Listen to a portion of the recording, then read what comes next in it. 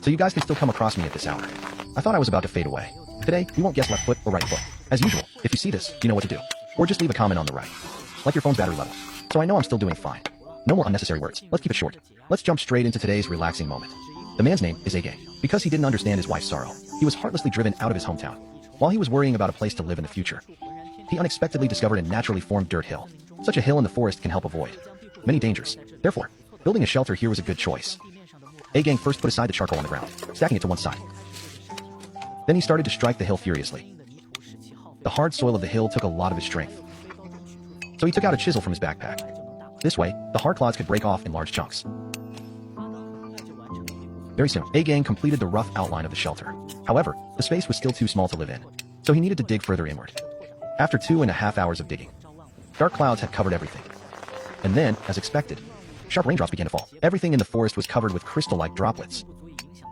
But this didn't affect his indoor work at all. After another 2.5 hours of chiseling, the shelter's rough shape finally emerged. Then he went to a nearby stream to fetch some life-giving water. The clear spring water would ensure his survival in the days to come. On the way back to the shelter, A-Gang decided to gather some flexible branches to weave a basket for carrying materials. But before weaving the basket, he needed to light a campfire and boil himself a pot of tea.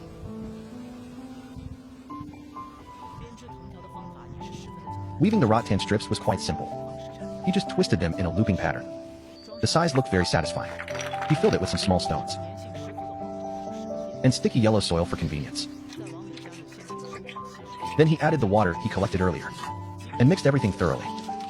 This created a high-quality outdoor concrete, layer by layer of soil and stones. It insulated the interior from cold and dampness, while preventing the soil from collapsing. To make the door beam look well-designed, A-Gang kept chiseling at the right spots. If it was too hard, he added water. This way, large chunks came off easily. After 3 hours of chiseling, the final result looked like this. Thinking of future convenience in woodwork, he gathered a pile of straight logs. He planned to make a woodworking table. He cut one end of each log into a tapered tenon. This would help the logs connect firmly.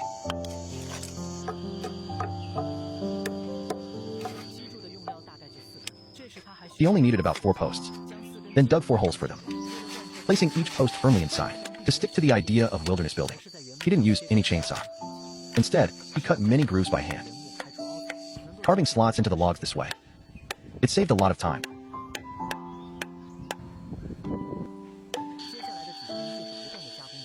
For the next few days, he kept working on the logs. As an experienced survival builder, this process didn't take too long.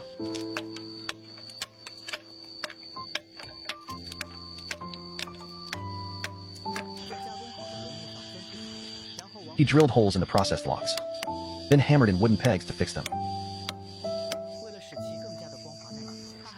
To make them smoother and more durable, he polished away all the burrs. Next, he fixed one log, using an ink line to mark the right spot in the middle, then carefully chiseled out the excess wood.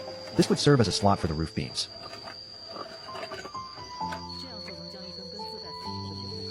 One by one, he slotted the tapered logs in place.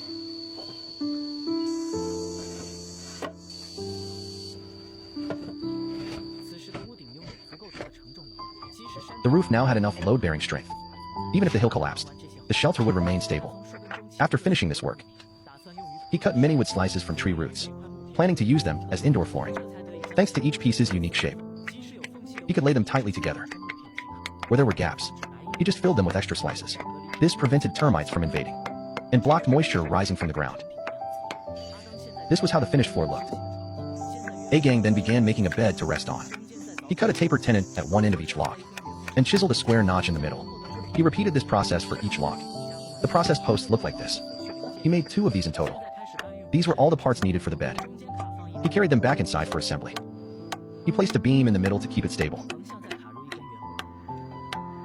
then added another beam horizontally, forming the bed's frame.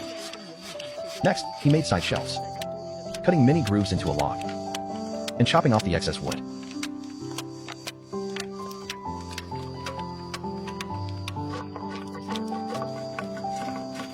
Then sanding it smooth. The rounded wood now had a flat side. He repeated this process many times.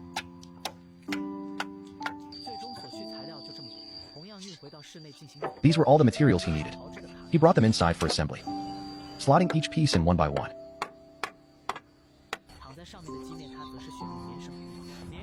For the bed surface, he used soft cotton rope. The cotton rope was very soft. Unlike wooden planks, it wasn't too stiff or tight. Its flexibility made it very comfortable to lie on. When he woke up again, he continued his woodworking journey.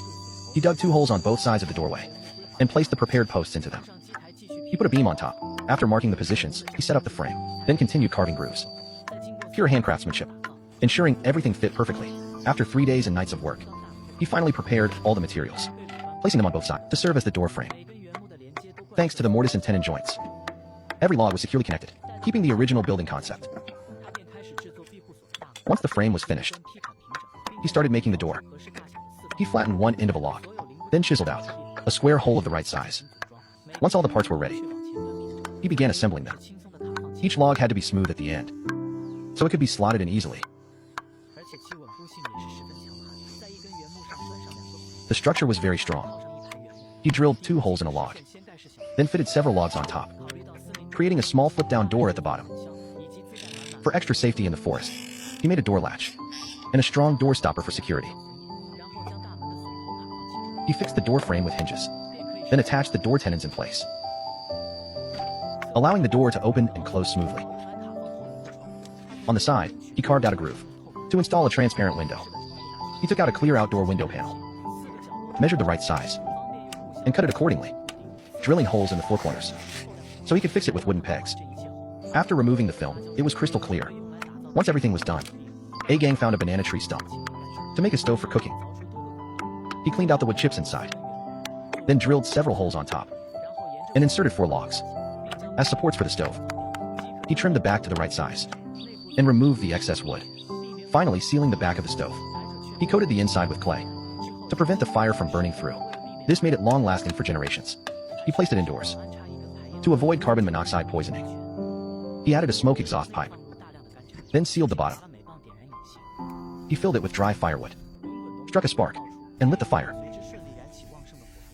Thick smoke started rising, and soon the stove burned brightly.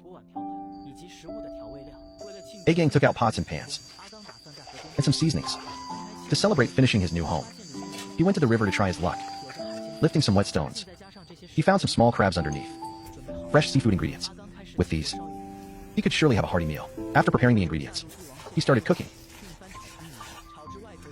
He stir-fried the crabs in oil, mixing them well until their shells turned golden. Then he added some vegetables. Finally, he added the crabs back in, stirring everything evenly. A delicious crab dish was ready. A-Gang could finally enjoy his well-earned happiness. After eating, he poured himself some tea. Life in the wilderness finally became stable. After a full meal, he lay down early and drifted peacefully to sleep.